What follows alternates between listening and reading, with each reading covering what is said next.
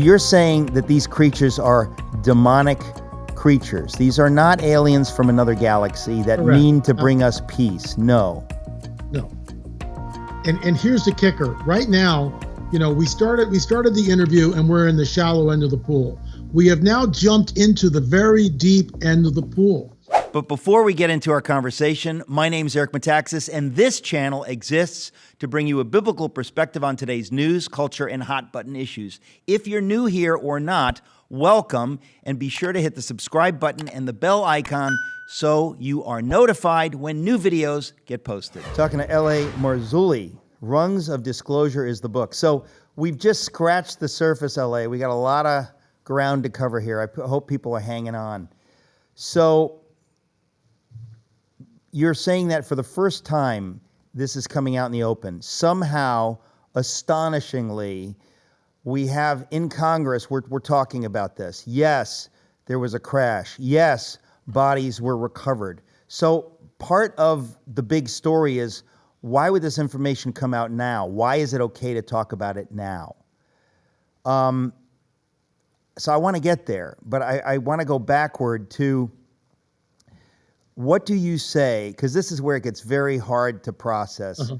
Right. What are these things, these bodies? These are not aliens from another world, from another galaxy.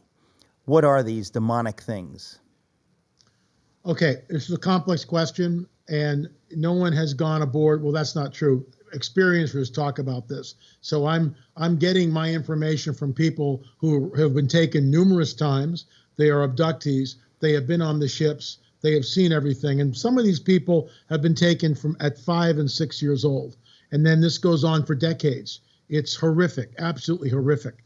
So let's walk through it. The Greys, which pretty much everyone in your audience has been enculturated, but you go back 30 years ago, hardly anybody knew what the Greys were. The Gray aliens are very small, short, about 4 feet tall, big heads, big black eyes. We're talking about in the movie Close Encounters of the Third Kind. Correct. These Correct. small, creepy-looking aliens that we now, for some reason, we've settled on, yeah, that's what they look like. Right. But you're saying that a lot of these people who have been abducted say, yes, this is real, and this is where this idea comes from people who have Correct. actually been abducted, and it is horrific. It's difficult to process. So you're saying that these creatures are demonic creatures. These are not aliens from another galaxy that Correct. mean to bring us peace. No. No. And here's the kicker. Right now, we started the interview and we're in the shallow end of the pool. We have now jumped into the very deep end of the pool. And usually it takes me 2 or 3 hours of lecturing people to bring people into the deep end of the pool, because I lecture on Genesis 3:15. I talk about the Nephilim. I talk about the seed war in all of its manifestations. We go back into the conquest of Canaan and who were those Nephilim tribes and why what looks like genocide, but it's not. And unless a person understands the seed war, the Genesis 3:15 mandate, your offspring will be at war with the offspring of the woman. The seed of the woman, the proto-evangelion, the Messiah, will crush your head. So now we're all of a sudden, we find ourselves in the deep end of the pool. The Nephilim, the disembodied spirits of the Nephilim that were destroyed in the flood, become demons that wander the earth. Demons are not fallen angels.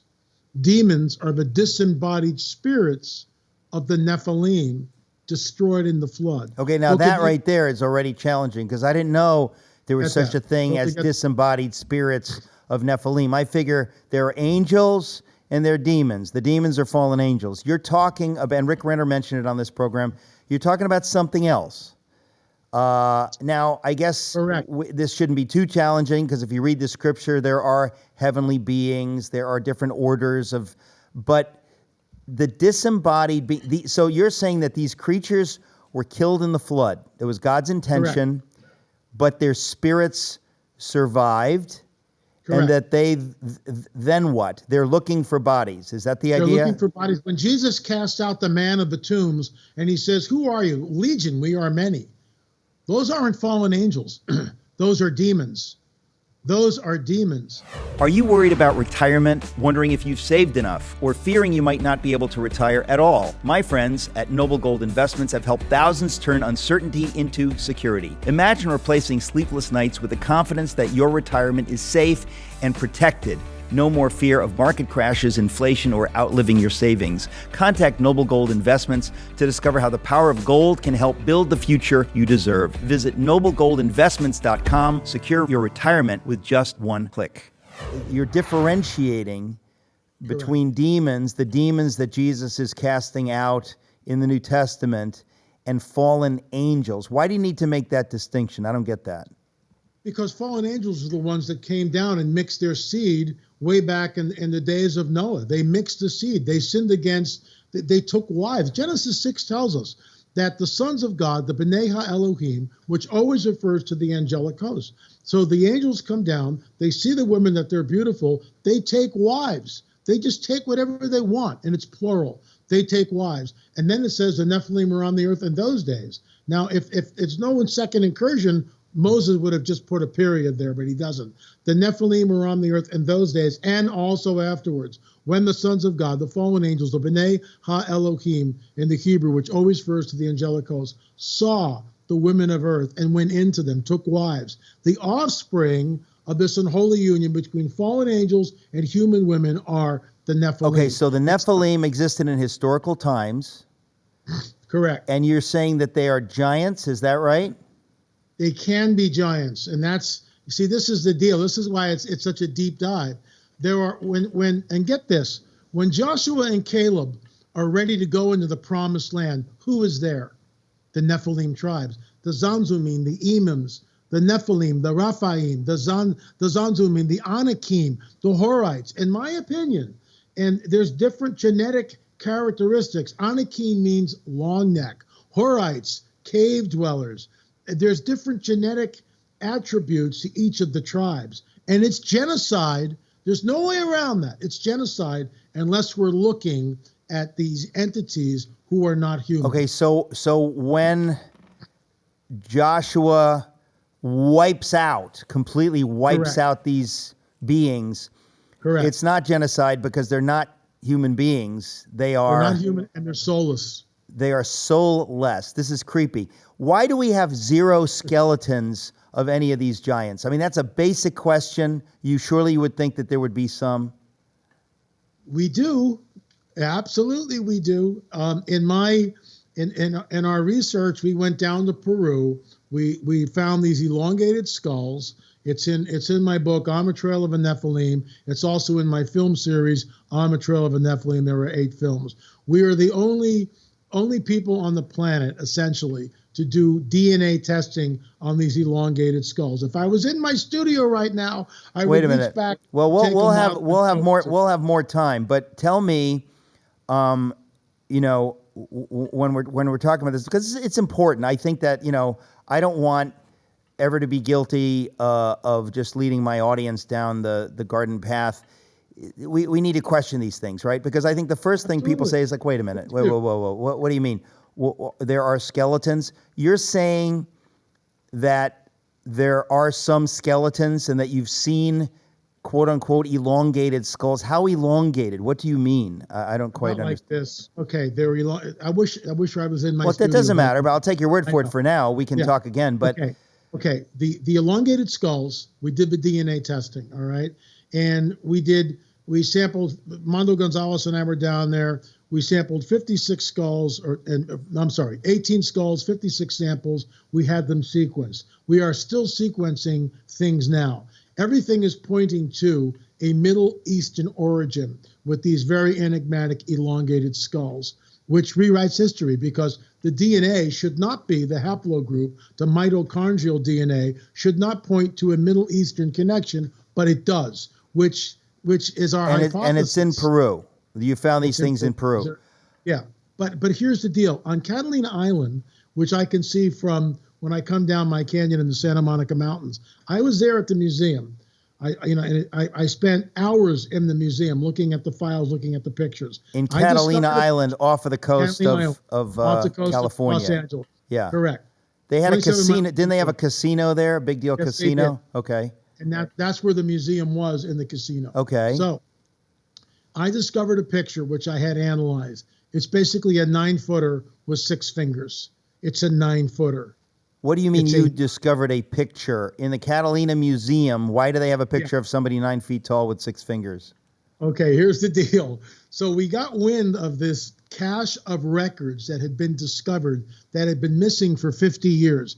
The former curator of the museum, John Boragina, discovered this chest of, it's like right out of a Steven Spielberg movie, up in the attic, because he would run the projector in the movie theater. So he finds the thing. It makes the front page of the LA Times. I get wind of this. When? It takes, this is years ago, 2016, 17, right around in there. I get wind, maybe 15.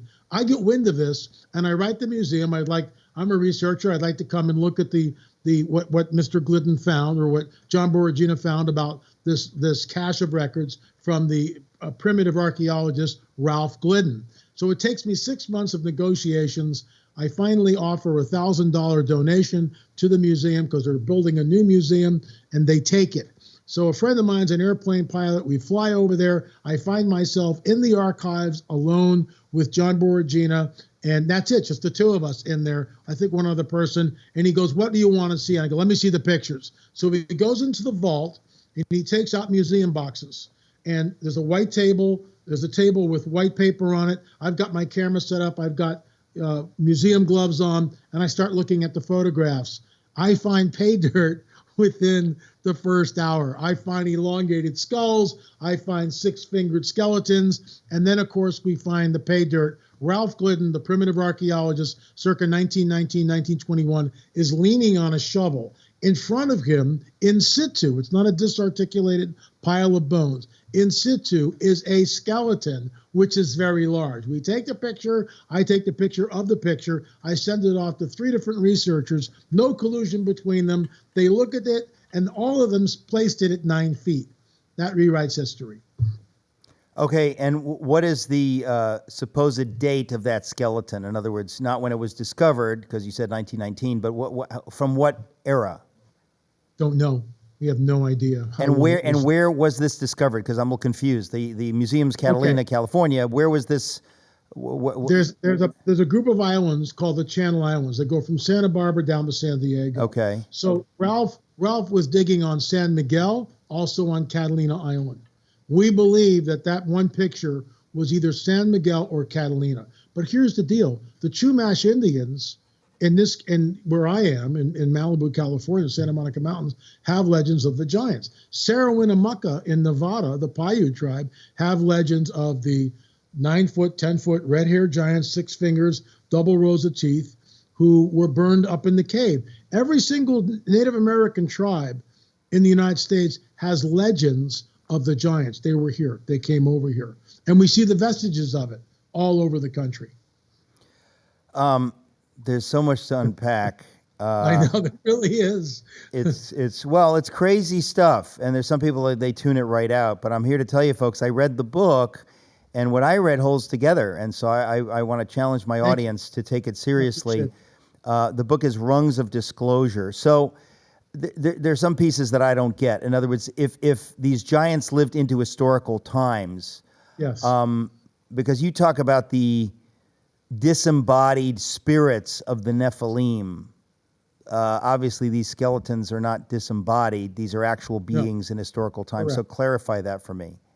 Okay, so the skeletons that we see, the breeding program continues. First of all, we don't know how long a Nephilim can live. There were many reports of in some cave in Afghanistan. So this is what, 10 years ago, 15 years ago? 2001. Okay, 23 years ago, that some of our soldiers saw what they reported as a genuine giant. I mean, okay, where are these guys? Are they willing to, talk about it? Well, in our film, we actually have 2 people. There's no collusion between the 2 of them that talk about the Kandahar giant. One of them was one of the shooters. The other gentleman who came on the record came there about a year later, and the entire base, according to him, according to his testimony on film, was talking about the Kandahar giant. Recently, I interviewed the grandson of this woman. his grandmother, who lived at Kandahar, and she was a witch. She was a witch, and she would take tethered goats and small cows to the cave as an offering to keep the giant there and not attacking the village. This is like something out of a fairy tale. This is why we have all these fairy tales, folks, because there's basis in some kind of reality.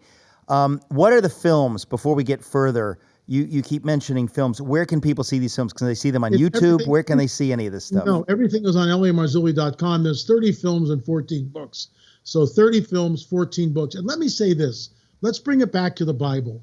Are we really the people, as Christians, do we really believe in virgin births, floating axe heads, talking donkeys, men that walk on water, water that's changed to wine, water that's stood up as a heap as 3 million people go through it? Do we really believe what's in the pages of our Bible? Do we really have a supernatural worldview? Or is our worldview so truncated that we don't believe what's actually written in our Bible? All I'm doing is unpacking the scriptures. Yeah. It's there. Well, look, I have no problem believing anything that you've written about, but then the question is not, do I believe it? The question is it true? And so that's why it's very important for us to drill down. So I think we're living at a time where a lot of stuff is coming to light that has been hidden. This is apart from the larger thesis of rungs of disclosure, which we'll get into in this segment, but that I think many people are saying that the narratives that I have bought, something's wrong. It's missing. A lot of information has been suppressed. The Kennedy assassination is front and center. Both Kennedy assassinations, front and center. A lot of this stuff, people say, shut up, just buy the standard. And people are no longer buying the standard stuff. And I think that's part of what's happening right now just in the culture. What happened in 2020 and a stolen election and all that. People are saying, wait a minute, I was going along, minding my own business, but I don't think I can do that anymore. And this is part of what your book gets into, is that there's all this information that official figures have said, shut up, we're not talking about it.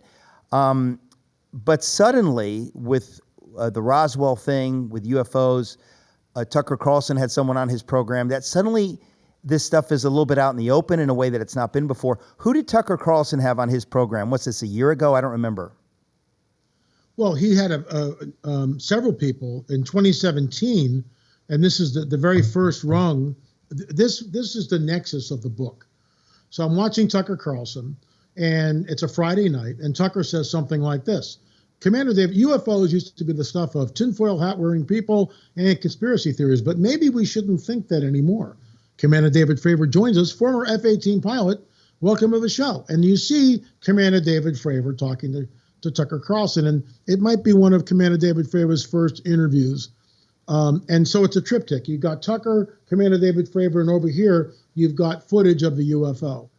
And you know, this guy's So this is when Tucker was on Fox News. Correct. He has his big show on there, 2017. Correct. And he is now talking to a pilot who says, I saw what looks like, it's not of this world. But we're out in the open talking about this on Fox News. This is no longer, just relegated to the crazy stuff. This is like, we're going to talk to the guy, to a reputable pilot who saw what he saw. He's the best of the best of the best. And it isn't interesting how you go crazy, because for decades we've been told conspiracy theory, tinfoil hat. That's what people, and the ridicule that goes with it. So people keep everything down. They don't say anything. They're afraid to speak what they've seen. But anyone who has actually seen a craft, you can't take that away from them. I've seen 3. So Commander David Fravor is on Tucker Carlson, former F-18 pilot, the best of the best of the best, no doubt about it, stand-up guy all day long. And Tucker asked him a $64,000 question. In your opinion, what was this? And he looks right at the camera. Commander Fravor looks right at the camera. Whatever this was not from this earth. Now who cares what I say? Talk to him. He had a direct conflict with this thing, with this tic-tac shaped object. Okay, now he is not saying what it is. He's simply saying, in other words, in that statement, he's saying it could be an extraterrestrial, it could be a craft from a distant part of the universe, or it could be an interdimensional being that is also not of this world, that's not of this world at all, because aliens are of this world, because they're if they exist from another planet, they're part of this world, even though they're not part of Earth. But he wasn't clear on that, and he didn't make any conclusions on that. But what you're saying is that, in fact, these beings, these spacecraft, these are not from other planets. You're saying, now it does seem a stretch to say that, there's a demonic conspiracy. When we think of demons, we think of disembodied beings. It's like angels. We don't think of them flying craft around. Why would they do that? That's not clear. When we go to 2 Kings and we read about Elisha and his servant Gehazi, and they're surrounded by the Syrian army. This is in our Bibles. You can go check it out for yourself. And Gehazi is completely troubled in his spirit. We're going to die. We're surrounded by the Syrian army. So Elisha says, Lord, open his eyes. And he shoos Gehazi out of the tent. And Gehazi's out there looking around. And what does he say? I saw the chariots of fire above the Syrian army. He's describing something with a vocabulary that he has thousands of years ago. So what is he looking at? Some sort of a craft that's moving. So that's a chariot, because that's all he has to go by. Horses and chariots and fire. There's no electric lights. He has fire, torches and fire. So what does he say? I saw a chariot of fire.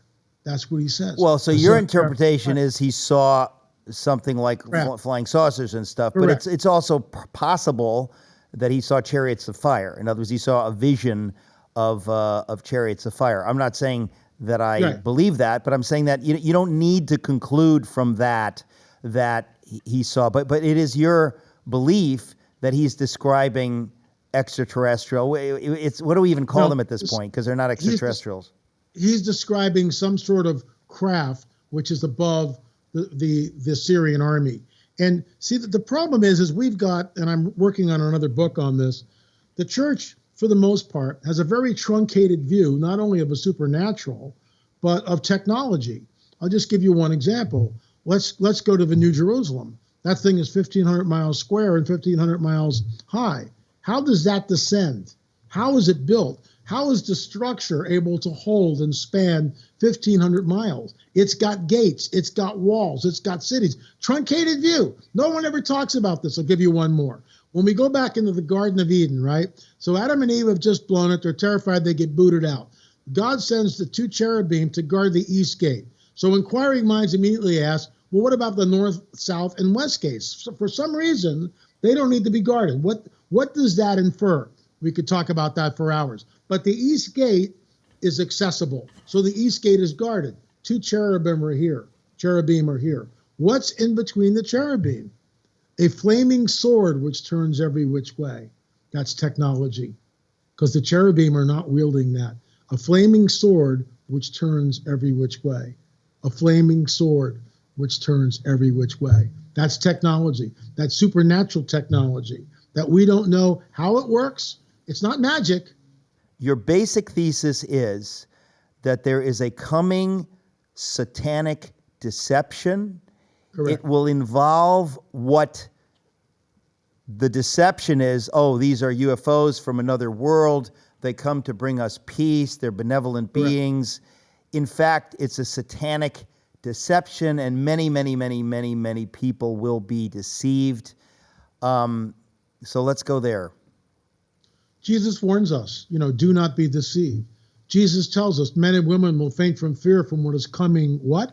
Upon the earth. What is he alluding to? Jesus points back that at the time of his coming, it'll be like the days of Noah, which immediately begs the question, what differentiates the days of Noah from any other time in history? This is why Genesis 3:15 is so pivotal.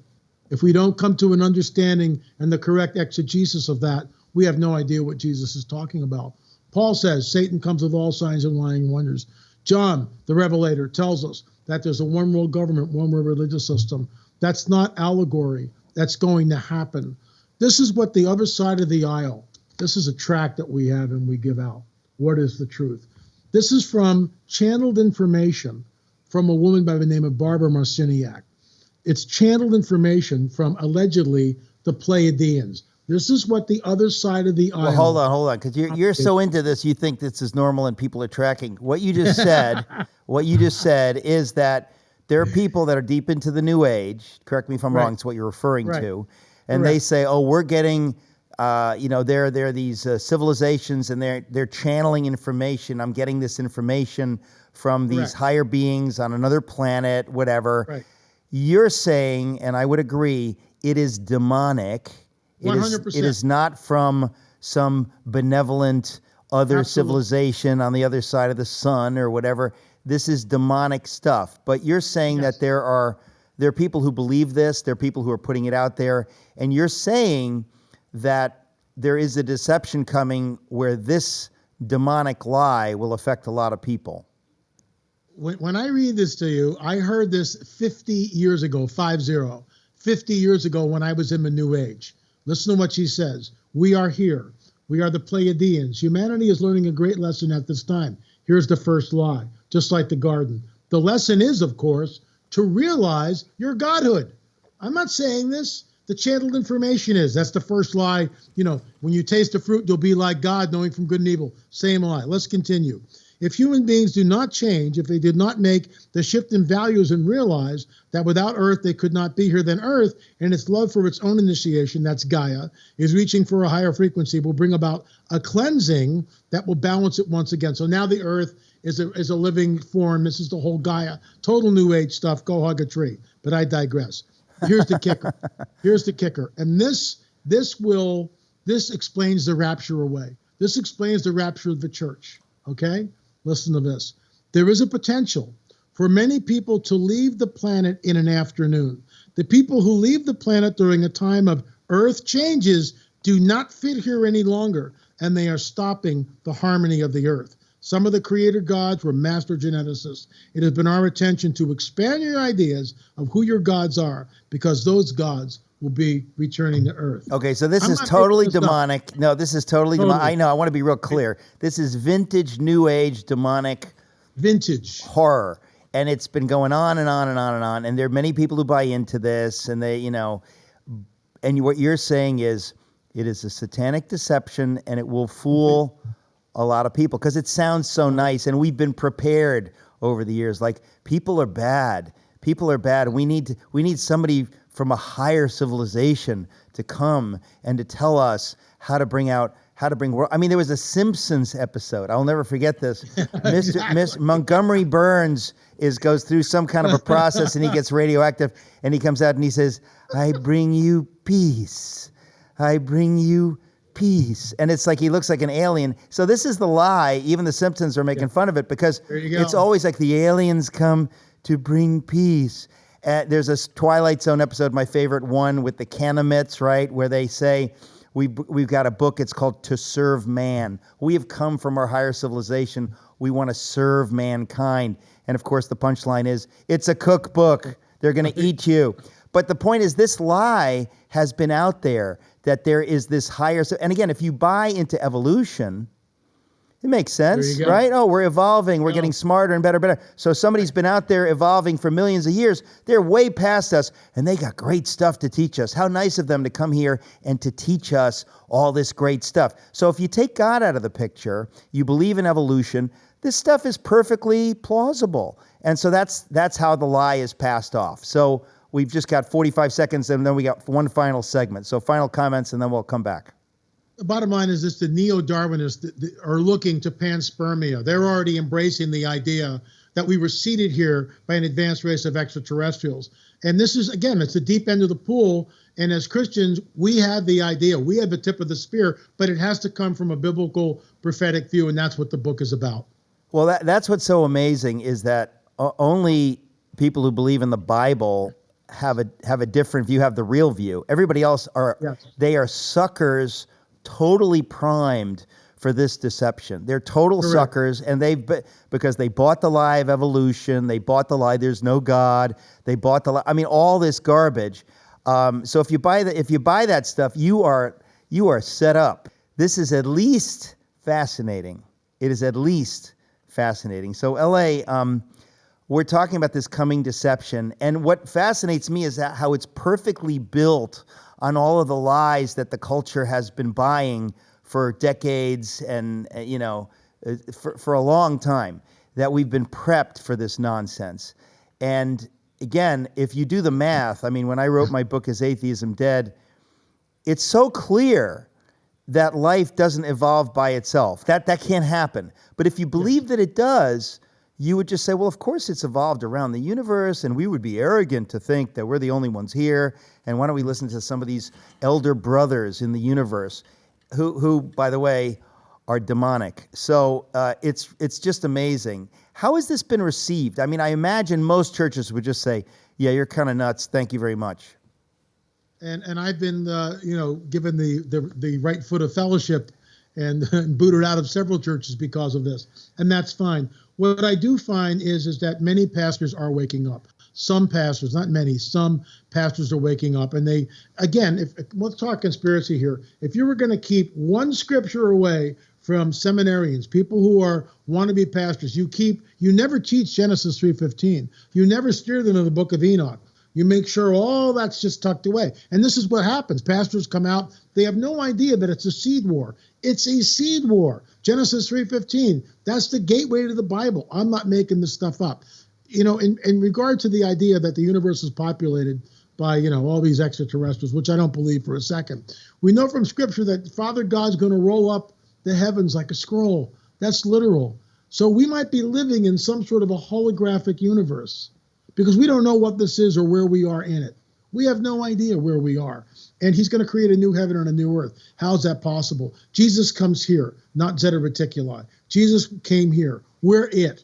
We are it. We are made in the image and likeness of God. But there's a deception. And by the way, in 2 Thessalonians, where it says God sends them, strong delusion, when you go into that word and you translate it, God permits it.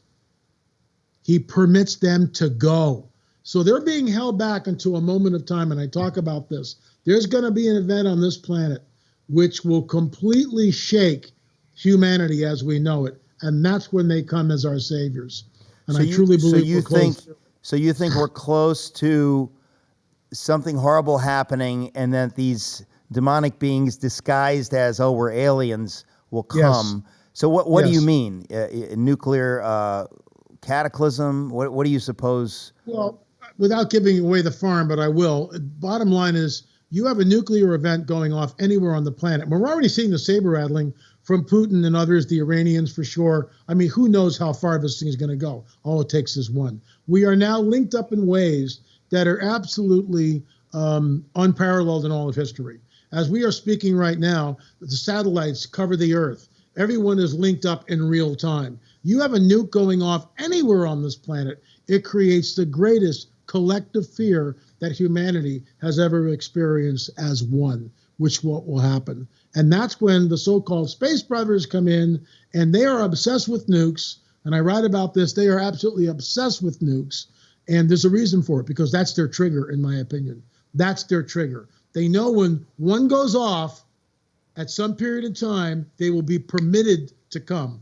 And when they come, in fact, if for your listeners, Google on YouTube, hello down there. Google it, hello down there. It'll blow your mind. It's a 1.5-minute Super Bowl ad. Cost millions of dollars. 2024 was released this year. Hello down there.